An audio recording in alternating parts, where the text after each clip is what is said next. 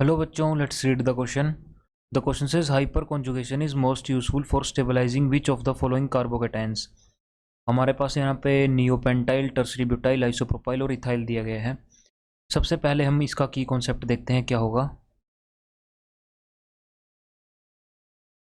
तो हमारे पास इसका की कॉन्सेप्ट होगा हाइपर कॉन्जुगेशन.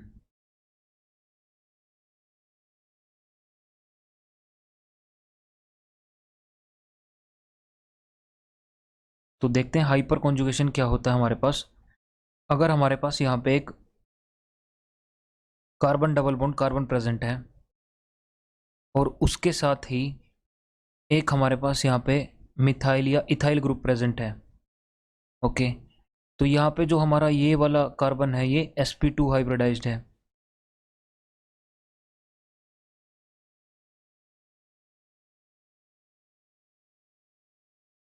तो ये sp2 हाइब्रिडाइज्ड होगा अगर, तो इसके पास ऐसे p ऑर्बिटल प्रेजेंट होगा और इसके पास भी एक p ऑर्बिटल ऐसे, ये अनहाइब्रिडाइज्ड p ऑर्बिटल होता है.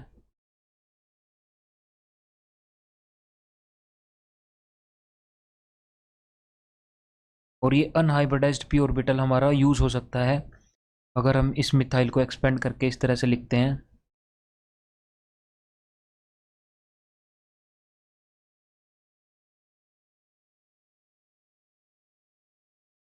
ये हमारा सिग्मा बॉन्ड था और यहाँ पे हमारा पाई बॉन्ड प्रेजेंट है. तो जो ये इंटरेक्शन हो रही थी, पहले पाई बॉन्ड था यहाँ पे, ये वाला सिग्मा बॉन्ड का सिग्मा बॉन्ड है. सिग्मा बॉन्ड की इलेक्ट्रॉन डेंसिटी यहाँ पे इंटरेक्ट कर सकती है इसके साथ और इसको हम सिग्मा पाई कॉन्जुगेशन बोल देते हैं.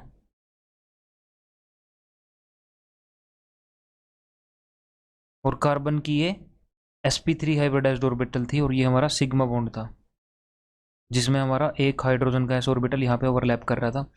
तो ये इलेक्ट्रॉन डेंसिटी यहाँ पे इसके साथ कॉन्जुगेशन कर सकती है और यहाँ पे हमारा जो हाइड्रोजन है यहीं पे प्रेजेंट रहेगा, लेकिन जो इसके बीच का इलेक्ट्रॉन है वो यहाँ पे शिफ्ट हो सकते हैं p orbital, adjacent p orbital के अंदर. अगर हमारा ये sp2 हाइब्रिडाइज्ड भी है तब भी हमारा काम चल जाएगा. इट्स नॉट इम्पोर्टेंट कि यहाँ पे एल्कीन ही होनी चाहिए. तो अगर जो हमारा कार्बोकेटाइन है, क्योंकि उसके अंदर भी sp2 हाइब्रिडाइजेशन होती है, तो अभी हम हर एक स्ट्रक्चर बना के देखते हैं. सबसे पहले हमारे पास सबसे इंपॉर्टेंट क्या है कि अगर हमारा sp2 हाइब्रिडाइज्ड कार्बन है उसके नेक्स्ट कार्बन पे मैक्सिमम हाइड्रोजन प्रेजेंट होने चाहिए. तो हमारे पास नियोपेंटाइल स्ट्रक्चर कुछ इस तरह से बनेगा, CH3 CH3 CH3 और यहाँ पे ये कार्बोकेटाइन प्रेजेंट है यानी CH2. ओके, नाउ क्योंकि हमारे पास ये sp2 हाइब्रिडाइज्ड है लेकिन इसके आगे वाले कार्बन पे कोई भी हाइड्रोजन प्रेजेंट नहीं है, कोई भी कार्बन हाइड्रोजन सिग्मा बॉन्ड नहीं है, तो यहाँ पे हमारी कॉन्जुगेशन नहीं हो पाएगी.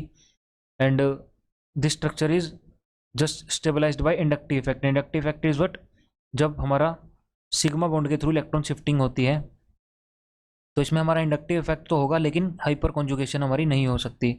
आगे टर्सरी ब्यूटाइल का स्ट्रक्चर देखते हैं. Okay, now B is tertiary butyl. Tertiary butyl is something like that, CH3 और ये हमारा पॉजिटिव. ओके, नाउ क्योंकि ये हमारा sp2 हाइब्रिडाइज्ड है और इससे आगे वाले कार्बन को हम अल्फा कार्बन बोलते हैं. अल्फा कार्बन के पास अगर maximum number of hydrogen present है तो वो मैक्सिमम हाइपर कॉन्जुगेटिव स्ट्रक्चर बना पाएगा और वो स्टेबिलिटी की तरफ उसको लेके जाएगा.